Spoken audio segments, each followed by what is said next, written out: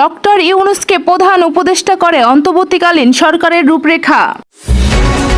ওবায়দুল কাদেরের গ্রামের বাড়িতে অগ্নিসংযোগ। সব অফিস ও শিক্ষা প্রতিষ্ঠান খুলছে মঙ্গলবার। সর্বশেষ আরো জানিয়ে দিচ্ছি, দাউ দাউ করে জ্বলছে মাশরাফির বাড়ি। এতক্ষণ শুনছিলেন সংবাদ শিরোনাম, এবার বিস্তারিত।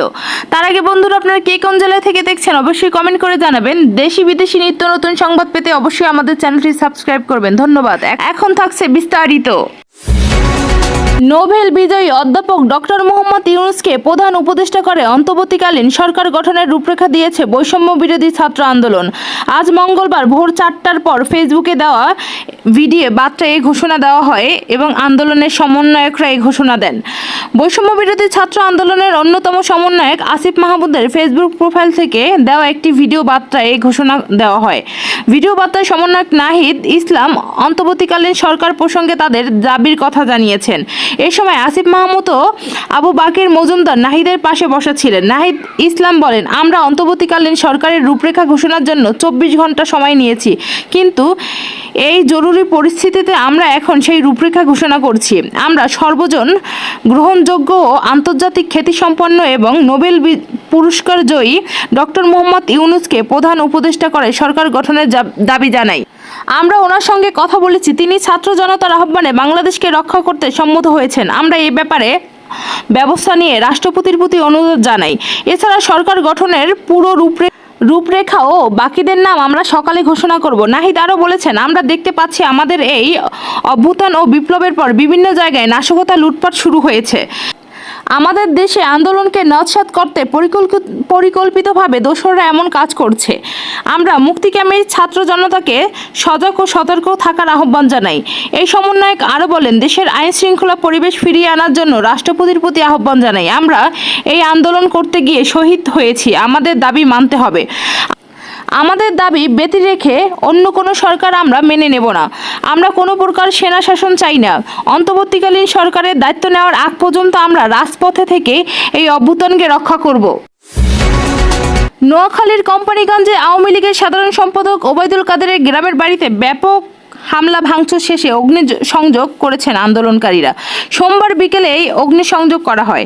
হামলা ও অগ্নিসংযোগের কিছু সময় আগে বাড়িতে থাকা ওবায়দুল কাদেরের ছোট ভাই ও উপজেলার আওয়ামী লীগের সভাপতি আব্দুল কাদের মির্জার পরিবার অজ্ঞাত স্থাপনে চলে যায়।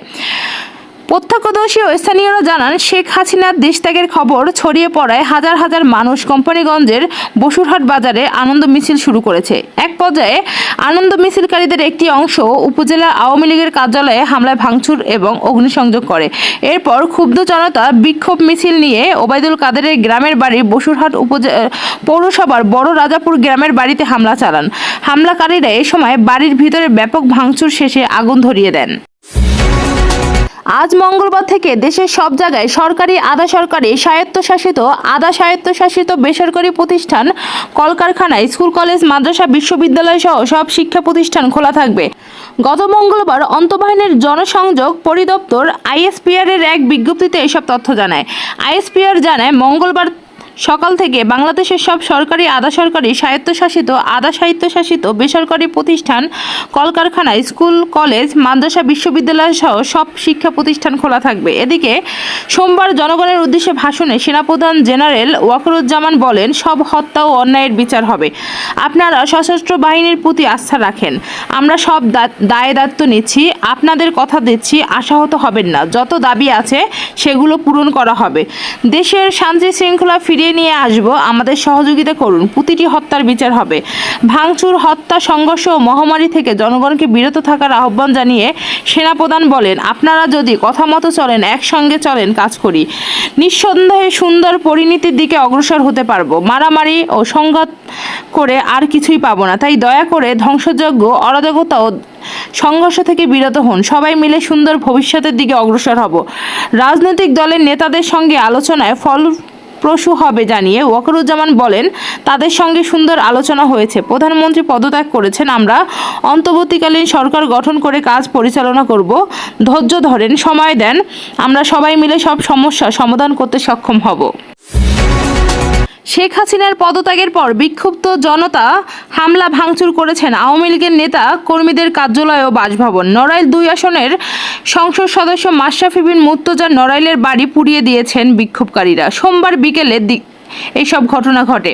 কোঠা বৈষম্য বিরোধী ছাত্র আন্দোলনের সাবেক ও বর্তমান ক্রিকেটারদের অনেক সংহতি জানালেও মাশরাফির নীরব থাকায় তুমুল বিতর্কের মধ্যে পড়েছেন তিনি। সোমবার সরকারের পদত্যাগের পর বিক্ষুব্ধ জনতা নড়াইলে তার বাড়িতে ভাঙচুর ও আগুন দেন।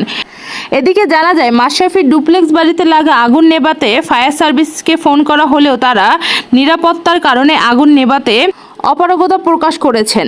মাশরাফি ছাড়া নড়াইল জেলা আওয়ামী লীগের সভাপতি সুভাষচন্দ্র বোস, সাধারণ সম্পাদক নিজামুদ্দিন খান নীলু, জেলা আওয়ামী লীগ কার্যালয়ে আগুন দিয়েছে বিক্ষোভকারীরা।